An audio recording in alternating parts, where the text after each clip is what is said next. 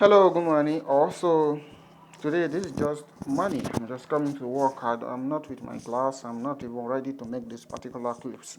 But I'm actually saying this just to, talk about the particular topic we taught in our class with my student yesterday, which is Archimedes principle in physics. So this Archimedes principle is so crucial, and I want to quickly bring 2 points there that will make sense to the whole world. In fact, so the first point of what I'm actually pursuing is when it comes to, because yesterday we make a description, and also we teach a class subtopics on Archimedes principle, which are the definition, the explanation, the application, the history, and the formula.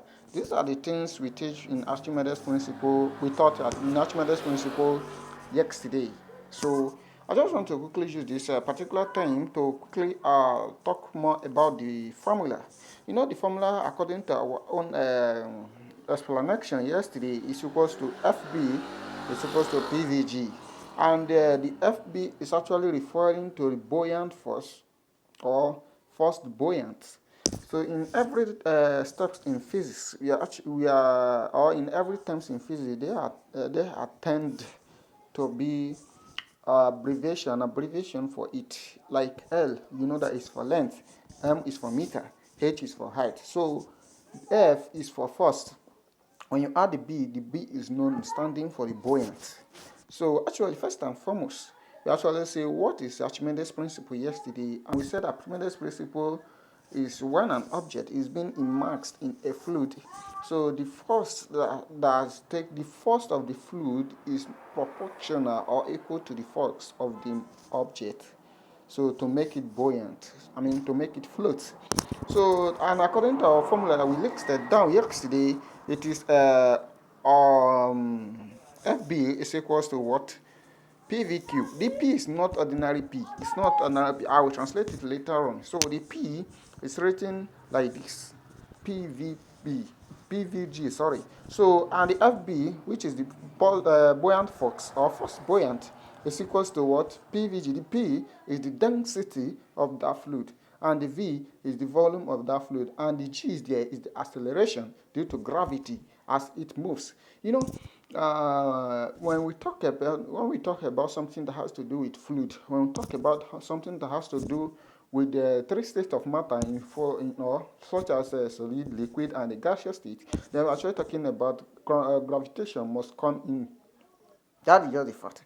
Gravitation must come in. So when we talk about gravitation, it is not something that is new again. It is not something that is new because it's come in all the stages of what matter when it comes to what matter description or when it comes to matter pedagogy. So let's quickly look at this formula. Some of you are confused. So if you actually talk about let's talk about first and foremost density of the fluid.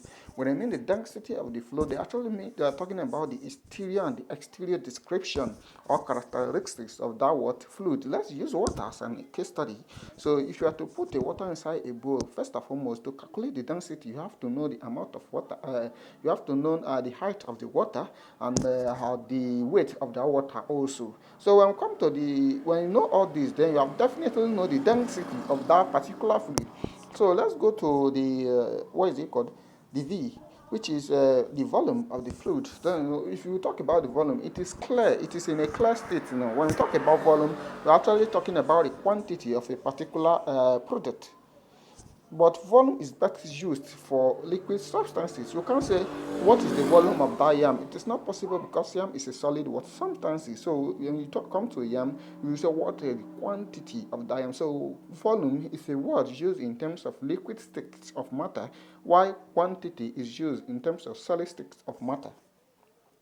So let's proceed further. When we talk about the volume, let's check the volume. Before you undergo Archimedes practical, you have to take out the volume of the liquid, the water you are putting inside a bowl. That is very fast.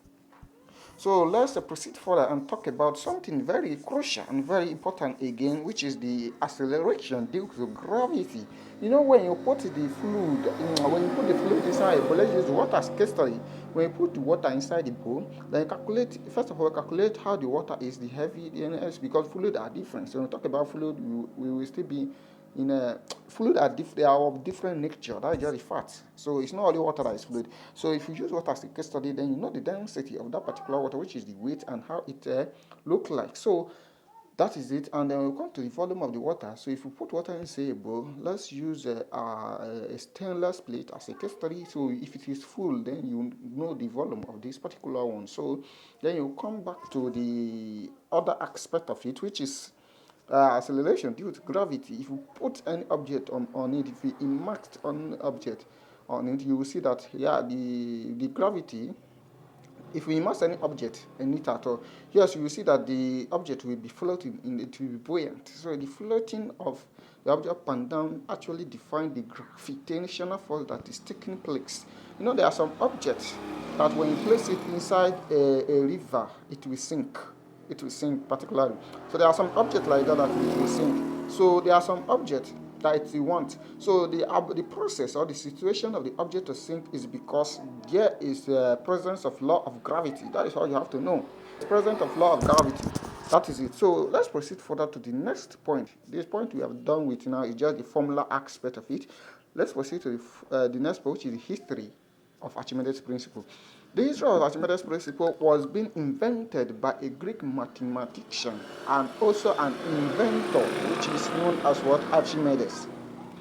You know at the modern days, when scientists invent a particular formula, they invent a particular object, they invent any particular technology, so they would like to put their name after that what particular object. So the first, like the person that invented mathematics, algebra, and I somehow algebra something, his name contains algebra. So I'll come to that later. So let's proceed further to this Archimedes principle, the history. So when this man known as Archimedes, when he was bathing inside a river, so he he took a plate and dip it inside the river to carry some water, which he will pour on himself. So during the process, the water was shaking. I mean, the water was shaking. The water shape, where the water ends, where it starts and when it ends. I mean, the circular examination of that water was actually shaking. So he come to know that he observed that why is this shaking? So he kept the plate on the ground and he jumped. He submerged himself. We call it submerged when it comes to physics. He submerged himself inside the river, and all of a sudden, the river rose up. That is it. When the river rose up, so he came to a conclusion that something very important might come out from here. So that is how our Archimedes principle helps. That is how it helps to bring the formula and as well the principle that many engineers, such as engineers that invent ship and other submarines engineers. That is how they come up to know how to manufacture ship without it sinking.